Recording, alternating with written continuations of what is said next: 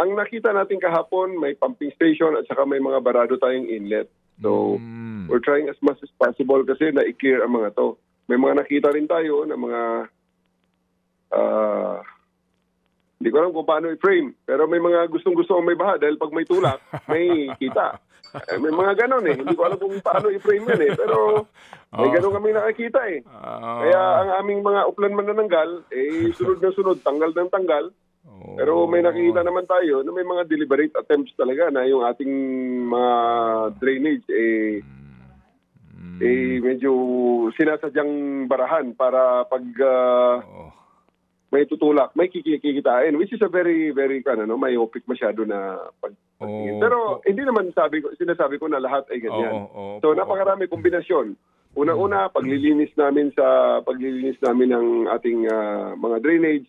At kahapon, tinitingnan natin ang efficacy ng ating mga pumping station. Okay, sige po. So, sir, ngayon po, ano ang inyong mission? Para ho natin malaman lang ano ang magiging tugon dito sa nangyari nga kahapon ng MMDA doon sa binabanggit nyo na masasamang loob, no, na sinasadyang barha ng mga drainage para nga bumaha at ilang pang mga problema.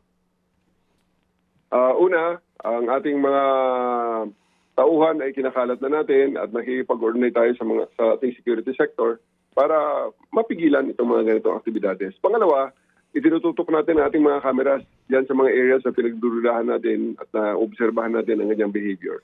At pangatlo, siyempre, hindi natin tinatalikuran ang ating